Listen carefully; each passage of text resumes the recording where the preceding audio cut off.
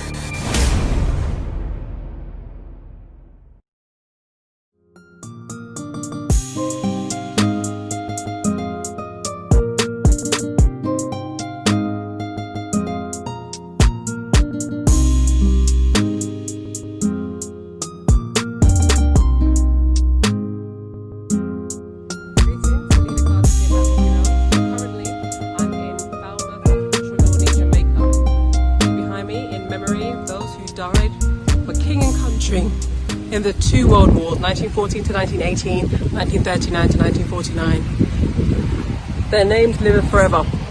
So we currently have a campaign called Our Ancestors Served, and we start off with Jamaica because from history it shows us that Jamaica had the first colonial regiment for the British in the West Indies and the Caribbean. So we're here documenting the Settlers House, documenting the histories, working with different organisations about how we can unearth this shared history, because even with independence since 1962, Britain and Jamaica have a shared history that is one that is normally so entangled that we think that we can separate it. However, our legacies, our language, our customs, our cultures are a part of that. When we look at World War I and we look at the over 15,000 West Indian Caribbean men who served in the British West Indies Regiment, we look at the hundreds of thousands of men who served in the West India Regiment formed in 1795, who saw action all over the West Indies, all over the Americas, and even in the Anglo-Ashanti Wars from 1824 to 1900.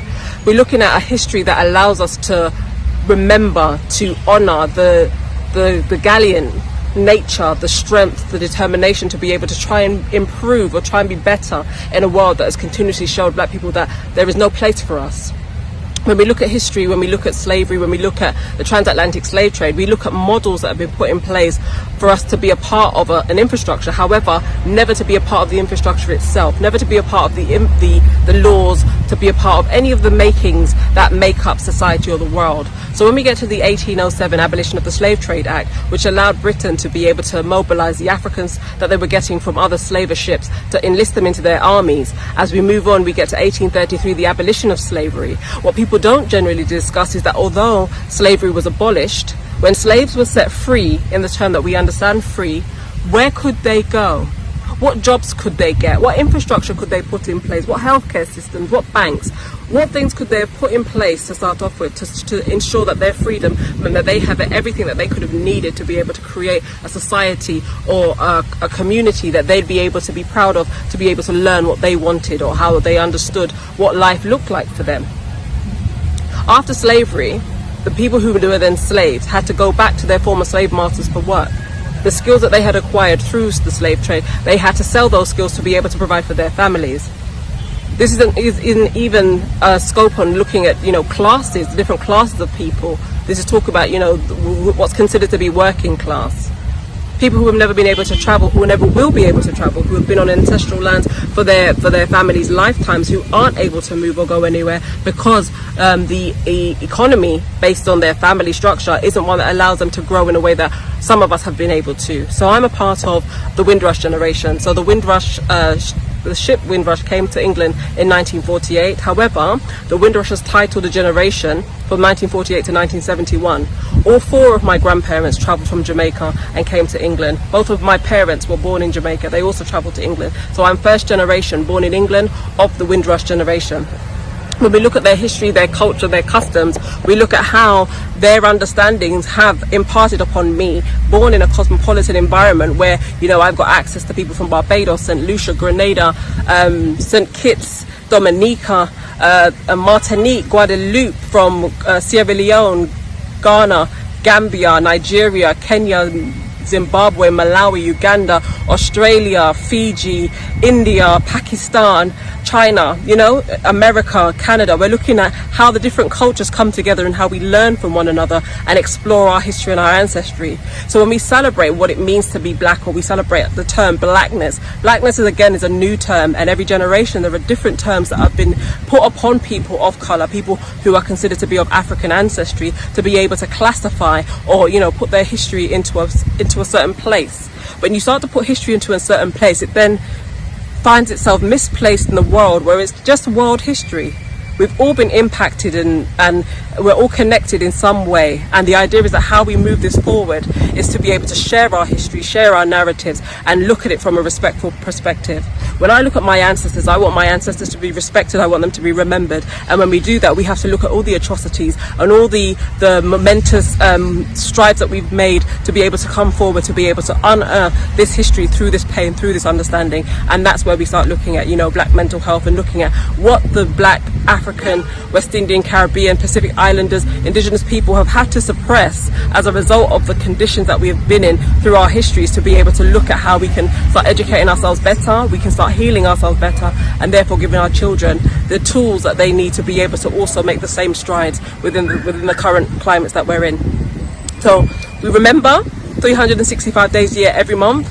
If you'd like to learn more, please email us info@blackpoppyrose.org. Sign up to our mailing list, www.blackpoppyrose.org. Wear our pins in remembrance. We remember all who fought, contributed and sacrificed. Again, you'll find them on our website. But thank you for listening. Thank you for your time. Black Poppy Rose, we will remember. Signing out from Falmouth, Trelawney, Jamaica at the Cenotaph.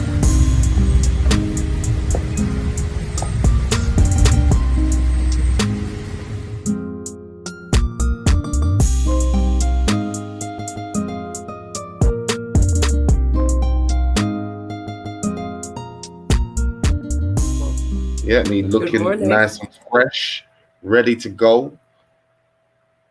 Hold on. Oh, wait. She's now dropped off. Wait, where's she at? I'm here. There she is. I'm here. Good morning. There she is. There you are. How you doing, my dear? I'm very, very well, thank you. Yeah, much appreciated for yesterday. We really enjoyed you yesterday. So again, we're going to be looking forward to what information you're bringing to us today. So without further ado, when you're ready, introduce yourself or reintroduce yourself to the people and tell us what you're going to be talking about today. All right. My name's Selena Carty, from London, England. I am a cultural and ancestral consultant, Afrocentric genealogist, and founder of Black Poppy Rose. So I founded Black Poppy Rose 10 years ago because I felt that I didn't see why we're being lied to about our history. And when we look at symbols, when we look at history, generally, we only know about things when projects come around. And if you don't live in Leicester, you're not going to get access to any of the exhibitions that are in Leicester. And the same with Glasgow, wherever we are in the world. So I thought, how can I do something that's going to be universal for us to be able to start having conversations about this history? Because when you look at the people on the image, how do you know that they're not your ancestors? They have to be somebody's ancestors. Some had children, some didn't, but they have to be somebody's ancestors and a part of somebody's family tree, which then allows us to talk about our own history and history that has been documented from other people. So the symbols were created. This was our first symbol. We formed it around the construct of Marcus Garvey giving us the Pan-African flag. So black was for the people, because wherever he traveled all over the world, he saw that we were being treated disgracefully, no matter where we were coming from. We was always at the bottom, always being shafted or exploited. So he gave us the Pan-African flag, which celebrated 100 years a couple of days ago. So black was for the people. Poppy was for remembrance, because when you think about poppy, you think about war, because in Britain, the red poppy is a symbol of remembrance of World War I and II, and it was established based on an American idea. But they allowed it to take place in this country because it meant the men coming back from war had something to do, so that they didn't feel that their lives were being wasted for the war. So they were able to remember their comrades and still remember the wars that had taken place. So that celebrates over 90 years. And so 10 years ago, when I started this, the idea was for our communities, what do we need to remember? What aren't we remembering? And do we know how to ask the questions? So as a result of that, we evolved into this one. We will remember, which we do in, I think it's 6 different languages. Because when we talk about the African Holocaust, when we talk about the African displacement, it's not just the British that are a part of that conversation. So we have it in French, German, Spanish, Italian, Portuguese, and Dutch. Because as we know, around the world, we speak all of those languages. We see a history. We are documented a part of all of those histories and our narratives. So just as Michael showed before, a lot of the images, a lot of the museums, a lot of the galleries that have this information, you can find this all over the world in every European culture. So as a result of that, it gave birth to the Black Poppy Rose pair. And what the community have said is that this has allowed them to have a wider conversation with one another about things that they don't know, things that they haven't heard of, things that they didn't understand was relevant to them. A lot of people get themselves caught up saying, it's a white man's war, World War I and II. However, the white man owned the world. The world looks the way that it is because of the ownership of the planet that we live on. And as a result of being a part of colonies, we were then property and I'm going to find the other word. However, when our country was fighting, we would be fighting too, because we classified England or France or Germany as our country. We had new ruling powers. So last year, we rebranded. So now we are Black Poppy Rose in white and in black. So this allows us to have different conversations, because a lot of the conversations we have are around remembering our servicemen and women, remembering, the Berlin Conference of 1884-85, where Europeans got together in Germany at a meeting to divide up the continent of Africa with no Africans at the meeting. And then when they finished the meeting, they set about establishing police forces on the continent, dividing families, dividing cultures, nations, to protect their assets. But by doing that, there was a great level of destabilization, changes in food, changes in migration, religion, cultural practices that have impacted and still impact our communities today. But the white background allows us to talk about the 13 wars. So we discuss women in war, children in war, the Maroon Wars, Haitian Revolution, Napoleonic Wars, Black Wars, which took place in Australia, Tasmania, Crimean War, Italo-Ethiopian Wars, Anglo-Ashanti Wars, Anglo-Zulu Wars, Zozo Wars, which took place in Southern Africa over 100 years, Boer Wars, World War I, World War II, and the Korean War. So when we start talking about things like peace, I don't think this planet's ever seen peace. In history, there is no sign of peace anywhere, from my understanding, because everybody's in some sort of warfare, whether or not it's using guns or politics or sex or food or economics. There's always some level of war, because somebody wants more than others. But with that, we launched for the 70th in 2018 for the Windrush. So I'm a Windrush baby. So all my grandparents and my parents came over from Jamaica to England. I'm first generation born. So we made a pin to remember that warfare on top of the atrocities, for the Windrush scandal. 100 years for World War I, for our contributions to these war efforts. But the pins are for us to start having conversations, because as much as we're talking, we're not talking about what we need to be understanding for ourselves. From my perspective, I'm not saying we're not doing anything, but again, everything's very external. Let's learn about this, let's learn about this. But what about you? How has this impacted you? And then in 2019, we have the Pan-African Congress that took place in this country. So we made a pin to remember that, because after the war, after World War I and II, we have Pan-African Congresses where we have men and women, and it's always been men and women coming together to talk about the political state of the African, the black man and woman all over the world, and how they come together and draft up their information and their statuses to be able to talk to the white man about, you know, how we want to do things and how we want to be seen. And a lot has happened, because after the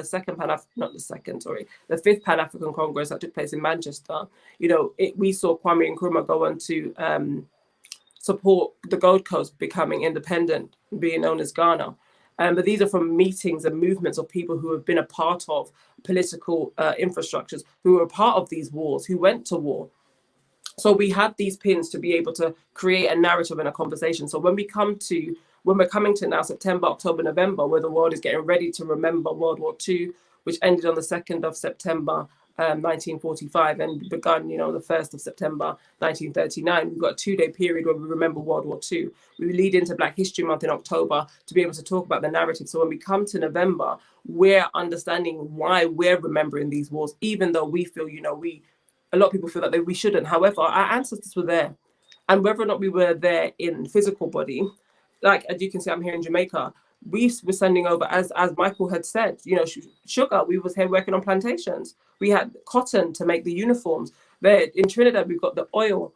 All over the continent of Africa, you know, you've got the hides, you've got the cattle, you've got lime, salt, all the minerals, because Africa is the breadbasket and has always been the breadbasket of the world. And this was able to be developed on by Europeans as during that 400-500 period that we continuously talk about in regards to the subjugation of the continent of Africa and our communities, but have been able to benefit from that. So when we're looking at the wars, we're looking at the truth behind the history, because by overshadowing any parts of our history means that we're not going to get the full story. And that's why Black Poppy Rose was created, because we were being lied to, we keep being lied to, and what we're building our foundations on isn't true. And if you can't build a foundation based on truth, then you have nothing. You're building nothing. Yes, so that's the pins. That's what we've got. But we do this all year round. Black Poppy Rose. I do this all year round. So we teach, we do workshops, we do cultural interventions. We do, what's that new,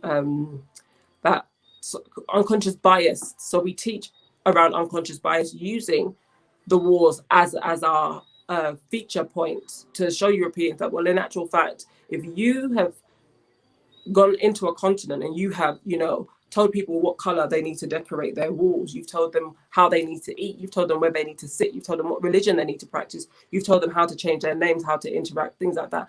When you then leave, what does that do to the people? And then you don't consider them to be anything because you've been able to subjugate them in the first place. How do you then form respect for them?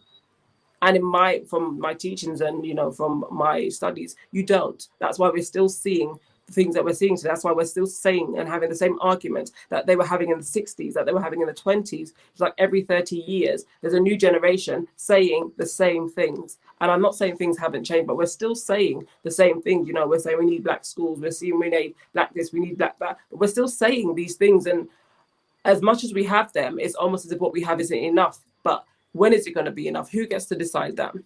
And when we're looking, again, struggling with identity, what does that look like? Because our communities are very cosmopolitan. So there is no one black, as I said yesterday. And when we're looking at the fact that there is no one black, how do you then put together a community of people who see themselves and classify themselves as so many different things? Who gets to have the authority over how we decide who and what we are?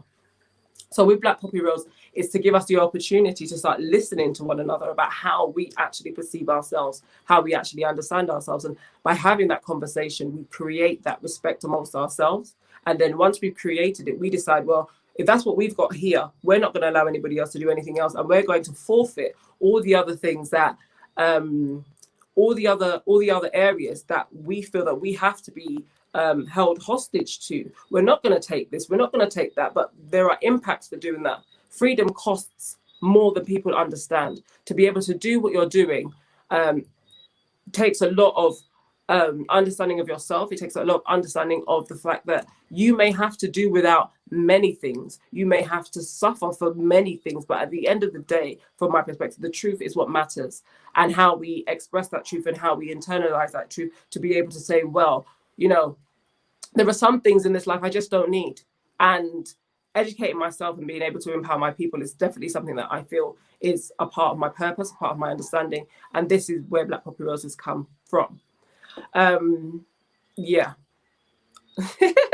So when we're talking about the wars, we look at, like, for instance, like we have a campaign at the moment, Our Ancestors Served. So whereas Black Poppy Roses has been going for 10 years, we've now launched our first global project, cultural communities project called Our Ancestors Served. And we're starting off in Jamaica, because Jamaica had the first colonial regiment, the first West India regiment in 1795. So I've been curating an exhibition that I am working with different galleries and museums to tour, and working with different organizations to get that out and about for people to be able to see them. Because a lot of our artifacts are in the vaults in museums, and unless there's a project that they're working on, they don't come out. So the idea is that we have our own things, and we work with those who have the infrastructures, we work with those who have the space and the resources to be able to back what we've got. So we look at how we can work together to be able to push this forward, because again, we have to work with others to be able to get the work out there. So that's what we've been doing. So we started with Jamaica, so this is why I'm here at the moment. And I do the ancestry, as I said yesterday. So this is my paternal book and maternal book. We're going to go through the maternal. To look at your history, because when you're looking at everybody else's history, why don't you have one of your own? Why is it that we're not working on our own to then include other histories so we learn about it together? So I'm just going to briefly go through it. So these are certificates, marriage certificates. Yep, this is my great-grandfather, born in 1901, Hampton Road, Manchester in Porus. So my ancestors, I have white ancestors. My great-great-great-grandfather was a white man coming from England. So he came from England with his 2 brothers and a sister, and they owned Porus. So Porus used to be owned by the Nation family. So I'm Carty, but my mum is Nation, so that's our last name. But they were slave traders. So they traded slaves, and they had slaves and plantations in Porus. And they ended up in Porus, St. Elizabeth and Kingston. But by going through the records, my great-great-grandfather was able to vote in Jamaica in the 1800s. And this made a difference to that family. And then there was the Black nations and the Yellow nations. And the Yellow nations had more affluence, whereas the Black nations were a part of, the plantation. So they were named after the slave owners as opposed to having that blood. But that's history that I've been able to pull out of my ancestry and other people's ancestry. So here he is. This is his headstone in the Anglican church in Porus, which many people, when I show them, have memories with. So this is the church at the bottom. So this is a general design that you would see all over the world. So when we're looking at, war on religion and war on faith, this is what we look at. But his name is here. I don't know if you can see him. There he is, Charles S. Nation.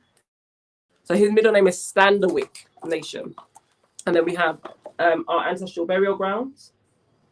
So we look at that. And with the war, we look at the Commonwealth war graves that we have all over the world that have highlighted, the British West India Regiment. We toured, I think I toured 2016. I went around Europe looking for these graves, laying the wreaths, pouring libations to honor the memory of our ancestors that are, untalked about, under-narrated, to be able to showcase that. So as we're moving forward within our 10 years, it will be very much about me sharing that 10-year journey with you, about what we've been doing, how you can assist fundraising, how you can assist us doing the work, because if I'm not out doing the work just doesn't get done. So all the work that I go and do, all the talk, it funds the work. And then buying the pins funds the work. So everything that we're doing is trying to be self-sufficient. So there is no 100% reliance on funding, which we have yet to apply for, but we will next year. But there is no reliance on the funding because the work has to be done, and it has to be parameterless, so that how it expands allows us to have control of our own narratives, control of, if we say that, we're not happy with something, we can actually go about saying we're not happy about it, not having to spare somebody else's feelings and try and understand, where somebody else is coming from, because they're equally a part of that narrative. So it's about us being unapologetic about how we talk about and how we share our history and how we actually understand our history from inside. Because when we see the war, there are a lot of people who have said, they would never wear a red poppy. And I don't advocate anybody doing anything that I think they should be doing. I don't tell anybody to do anything. But there are many families that have two tiers. They have black ancestors, they have white ancestors, so they wear them both because they understand that there's a narrative missing from their understanding. They can't find that wholeness with one and not the other. So it's about us being able to find, some tuning into ourselves about how we want to be represented, how we want to understand our history and where we want to take it. So when we keep talking about, we need to decolonialize the curriculum, we have to learn more because we are the educators. And if we're educating our teachers and we're using a model, then the idea is that model, we can include any kind of narrative that we want to. So right now, we see it being quite rigid, that we need to keep,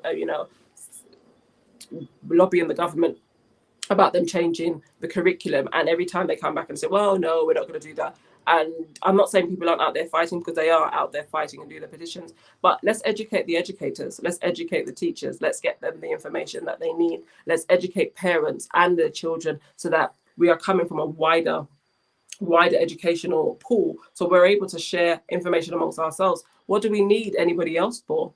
So when we're going to, onto college and university, that's when, things start to get more in depth. However, we're learning from a colonial mindset because those who are teaching it come from that British Empire status.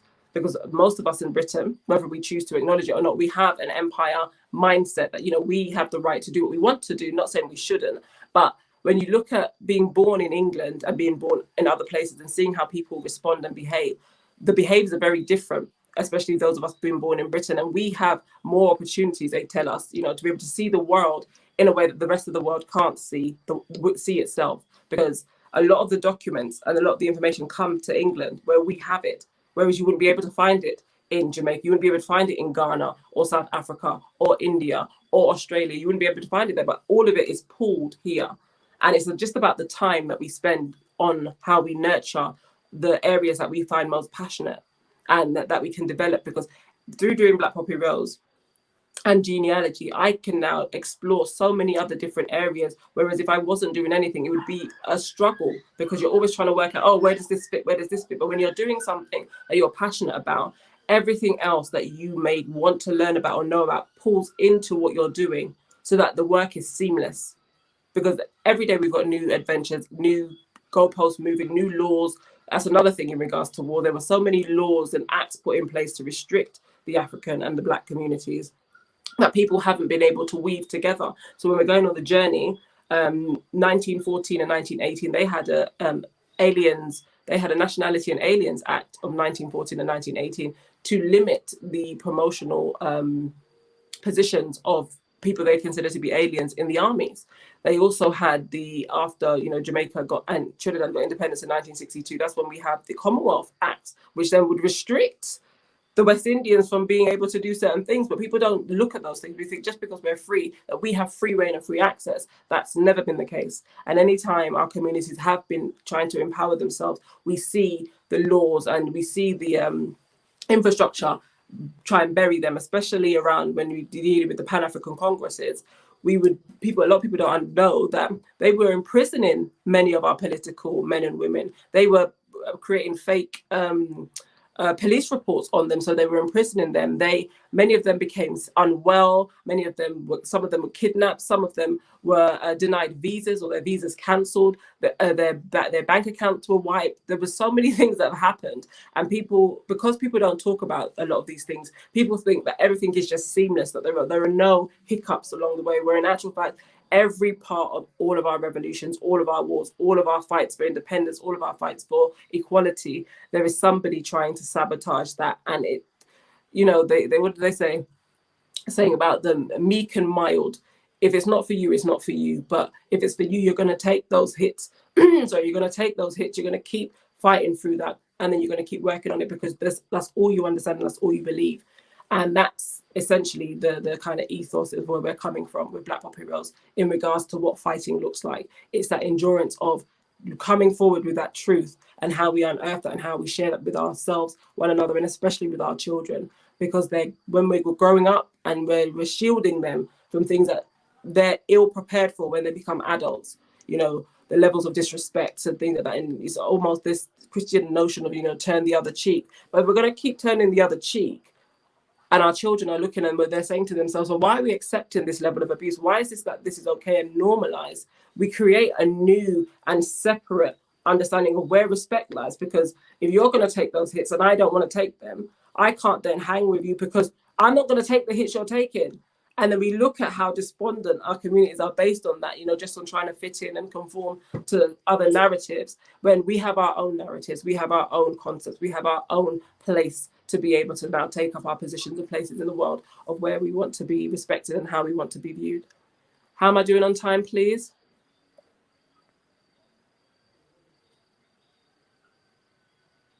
Hello? Yeah, sorry, my dear. We all went silent there for a second. How are we doing on time? No, we're doing fine. We're good. Still We've got 10, 15 minutes, isn't it? Yeah, we've got Until to 1 o'clock? 1:30. We've got to 1:30. Oh, Please got 1:30. to 1:30. Yeah. Sorry? When are you ready? What's the time now?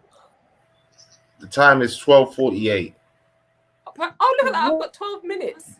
I'm good. You've been keeping it moving, don't worry. Well, because I'm very mindful of time. I'm not going to be feeding into anybody else's time because I understand things happen, but I work on time.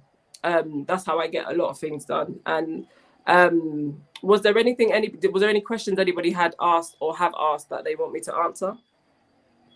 Well, I know you're in Jamaica right now. So why you're there, what the work is that you're doing there, because obviously you go to the front line. It's not a case of you just looking online and collating your facts. So Speak about why you're in Jamaica. Okay, so being here allows me to deal with Jamaica's archives. So to go into their archives, and a lot of their archives, when we got into when we were getting independence, were destroyed by Britain. So what we have left is what we have left. And again, if you're not looking at, I'm not saying everybody can, if you're not looking at the raw materials, then you're getting somebody else's concept of those materials. And again, we're always dealing with somebody else's understanding of our history. And I don't learn that way. I don't learn from that. I want to see the same sources you've looked at to see how I interpret or how I internalize that. And then I create what I create as a result of that. So I'm here to look at the records and to see how Jamaica's functioning during this COVID-19, because as much as the world is trying to indicate that we should stop, laws are still being passed, business is still running, people are still buying land, people are still being trafficked. The world is still going on, and the understanding that we're now, another box is being put on us. We have to explore what that looks like for us. So to come is to see how the world is actually behaving and functioning. I also am here to document some World War II veterans to get their narratives from their voices, because I started doing that last year. And although a lot of people don't like listening to old people, I thrive on it because I try and get an understanding of those times that I wasn't born in, and listening to them, and it gives me that understanding of a time period that I didn't exist in. And I may never have existed if my parents didn't meet. However, when I look at what I go through, I then find understanding in my own journey, in my own struggles that they would have had in their time, but from their perspectives of how they have perceived their lives, what they were doing for their families, how they felt they were protecting their children. So that's what I do. I also look at herbalism, so how we used to heal ourselves and treat ourselves, because I'm very aware that, we're in modernity and we do have a lot of modern medicine, which I don't advocate people not explore. However, I'm looking at what we used to do and how we used to look after ourselves. Why is, Cinco Bible, which is now commercially known as aloe vera, why was that significant? Why is that so good for our system? Because we know, well, when I was growing up, we were using that to eat, to clean our skins, to stop children from sucking their fingers because it was so bitter. But just looking at how these things were used, how how these things were used, looking at like guinea hen weed and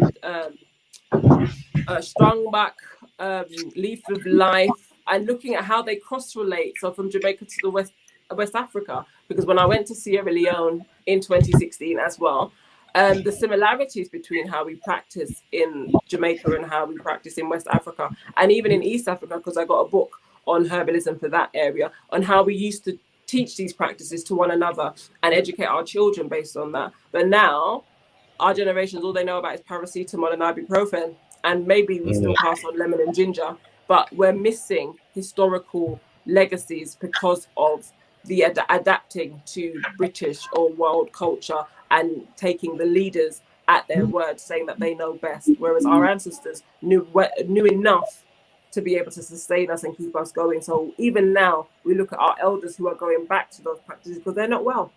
So we look at that war on health, war on health, and the rise of prostate cancer, fibroids, breast cancer, things like that, and looking at how whether or not that's hereditary, and following how they used to do things, because working is not something new for our communities, especially for people who are in agriculture, farming, going to plant their yam and their cassava and their cucumber, and making sure that the coconut trees that isn't riddled with disease, sugarcane, June plum, breadfruit, all of those things, all of those foods coming from the ground, as opposed to going to Tesco's and getting our packaged foods on every single aisle. So looking at the cross balance between living in today and understanding what was done yesteryear, and how we can start readapting some of those practices for ourselves to be able to understand more about our culture, to lose less of our identity on how we practice and do things. Because growing up, I thought everybody ate rice and peas. But I learned when I got older that was a Jamaican thing. So Bayesians don't do that. People from Grenada don't do that. People from St. Vincent don't do that. Not saying they don't, but it's a Jamaican thing. And why is it a Jamaican thing?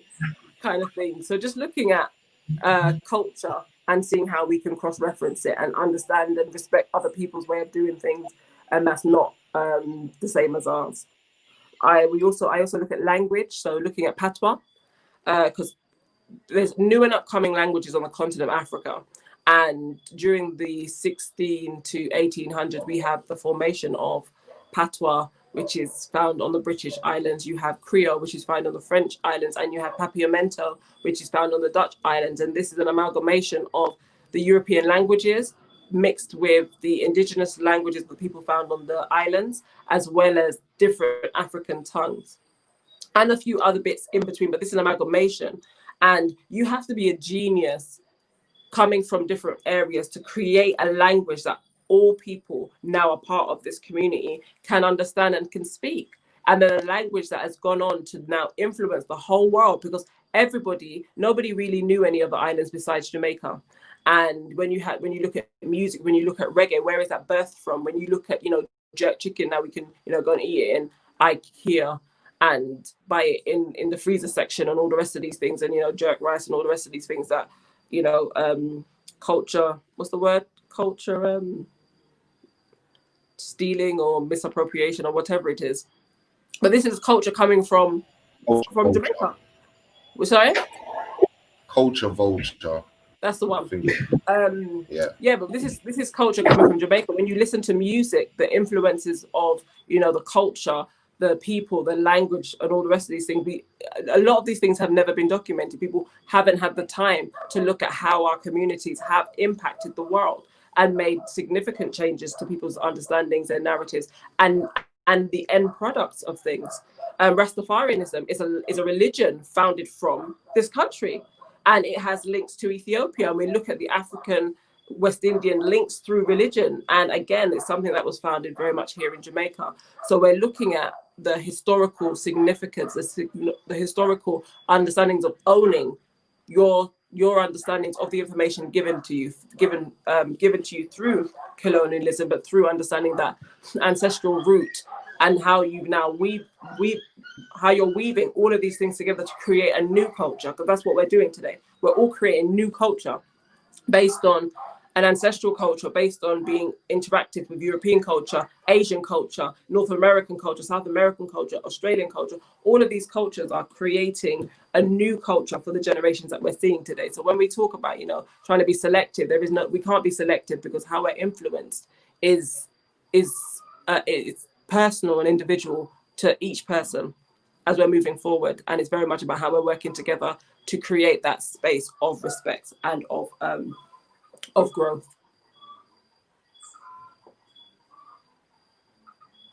No doubt. But again, sorry. Gone. But no, again, no. What would you? So we take this up and down the country, all over the world. We take it to schools, we take it to prisons, we take it to corporate, we take it to a community. It's on all levels because education doesn't have any boundaries. So we ask, well, we should ask people to book our services, because I don't go around asking for donations. If you want to donate, that's fine. But I ask you to book us so you learn about the work and be a part of that. This Black Poppy Rose is not just for me. It's just for our community and how we understand it from our perspectives and how we want to move this forward and put it out there. But one thing I can say is I went to, where did I go? I was booked in Dublin some years ago, and I delivered a presentation to a general adult audience. And there was a one little girl, she was probably about 7 there. And when I see children, sometimes I have to change my narrative or the words that I use to be able to get them to be able to follow on, which is never a problem because everybody can follow on. But afterwards, I asked her, how did she feel about the presentation? You know, what did she learn? And she said she felt equal to white people. And I'm a mum of 2. At the time, I was a mum of 1. And I was mortified because as a mum, I would never know to ask my child if they felt equal to anyone or if they didn't feel equal to anyone. But this is something our children are feeling and they're not able to verbalize it. And it's me with my one self going to Dublin to go and deliver to an audience and not even knowing what's going to happen. And for her to feel such an impact from seeing people that look like her, from seeing a woman, a Black woman who looks like her as a representation of her delivering, for her to understand that she can be more for herself. That's all I can ask for our communities. And that's probably one of the reasons why I don't stop. Because if that's an impact I can make on one person, then if I keep going, what other impacts can be made? What other impacts can be built upon for us to be able to have this sense of empowerment for ourselves and for our communities? Yeah, and then when I go into schools and I do workshops, they say, you know, the children who are most despondent, the children who are most separated from understanding according to them or history or being a part of the infrastructure, they're the most active in my workshops, because it's about free thinking. What do you actually think? This is a space where you can actually say what you want respectfully, and with the concepts that I'm giving you based around history, what's your understandings of yourself? What's your understandings of how, you know, you see the world that you live in now? And when you're looking at the world that you live in now, this is what was going on back then. So I can take them through a timeline of where things that they would never have impacted them from their understandings actually have impacted them. And as young people, we all struggle through identity and having other people tell us who we should and shouldn't be, where we should and shouldn't be going. And granted, a lot of that is for protection, but in a world where, you know, we're very much vulnerable, how are we looking at what that protection looks like if we're not empowering ourselves and our children with the truth? Because it's the truth that's going to provide the protection. Because we're not going to be able to stop, you know, the police killings. We're not going to be stop the you know, the post-Cold warfares and anytime soon. But what we can do is teach about the truth.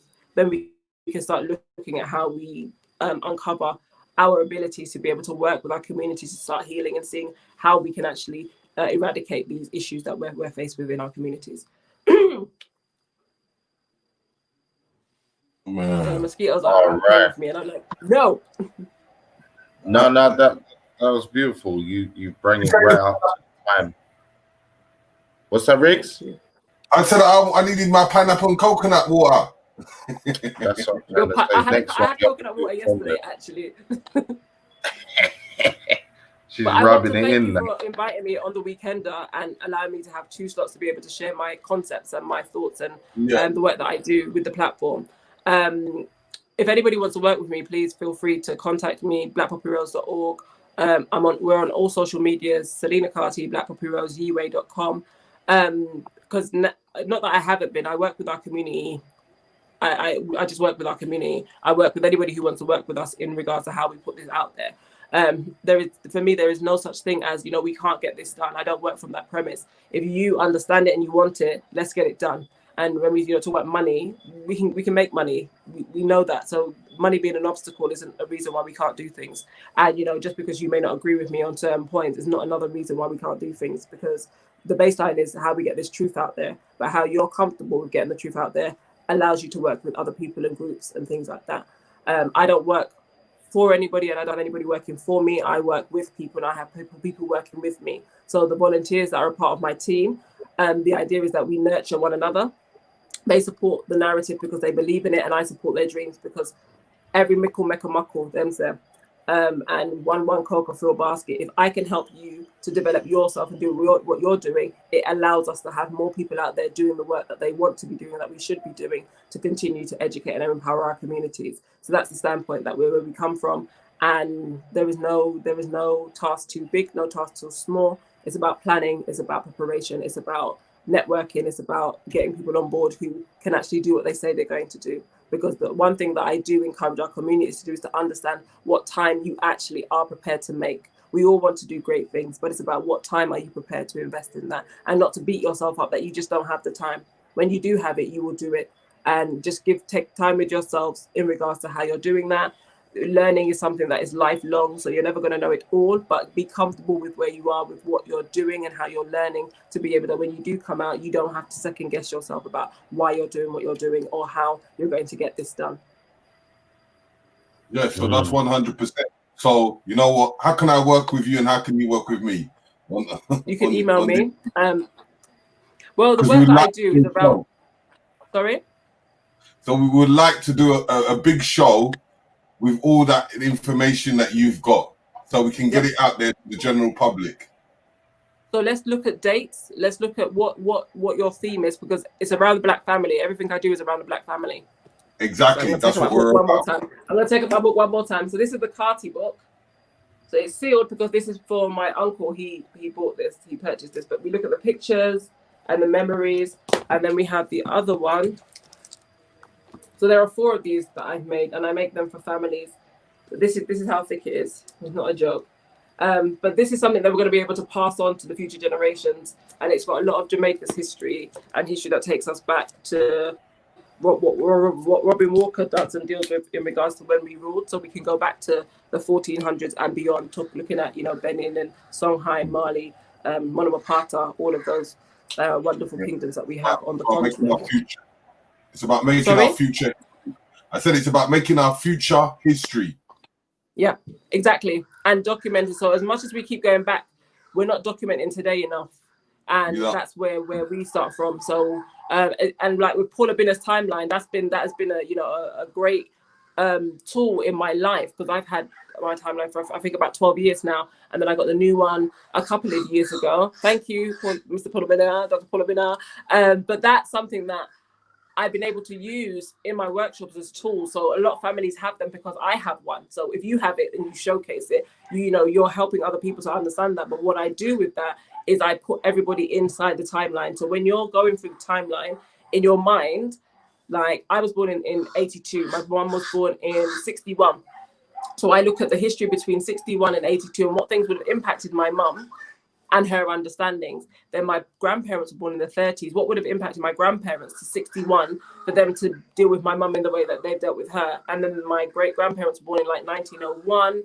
And then looking at the timeline that, Paul Bin has done in the timeline of history, and looking at what's happening in the world, how could Jamaica have been impacted by a lot of these things? Like Marcus Garvey was born in the latter part of the 1800s, and then he was able to travel the world. And we don't understand, travel at that time. Why? How was he able to get around, the Caribbean? How was he able to get to the Americas? How was he able to go around Europe? These are things that we don't understand, because a lot of people don't travel today in that way because they feel, there's a lot of restriction, whereas there was a great deal of mobility back then. And then when you're looking at the world and you're gathering your information, it helps you to understand yourself and what you want to do with it. So I travel a lot, and everywhere I do go, I try and find our communities to be able to understand how they function, what they're doing, some of their culture, to be able to just understand more, because it's very much about understanding and using history as a guide of what we're looking for, how we're looking at interpreting. So if you just message me, email me about what you're wanting to do, how much time you want to do, and then we can work on the scheduling, we can work on content and get it done. Okay. Okay. I hope you lot have enjoyed that, and send your contacts. Make sure, as I said before, don't buy one poppy rose, buy 20 and then share amongst your family, because this is what it's about: helping one to helping others. And with that, because what we do is anybody who sells the pins, they earn a commission. So nothing we do for free. We don't want to keep exploiting our communities by saying, volunteer your time. No, you earn. Most people earn, I think it's about 10p, a minimum of 10p per pin or 25p per pin. And as well as for businesses and communities and schools to be able to help them to fundraise doing what they're doing. So nobody works for us for free. We're investing in everyone who invests in us. Yeah. All right. Thank you, Selena. Thank you. Hi, Avril. Have a wonderful talk. Hi, Selena. Thank you. Hello. Okay. Before we go in, let me play a little advert. Yeah. Hold on. Let me get that queued up. If you like to see the price of peace, if you dare to struggle, you dare to win. If you dare not to struggle, then goddamn it, you don't.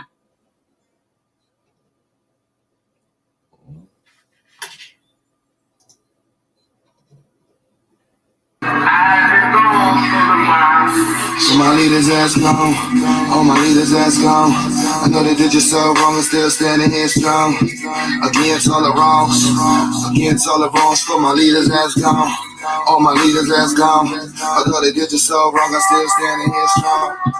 Against all the wrongs.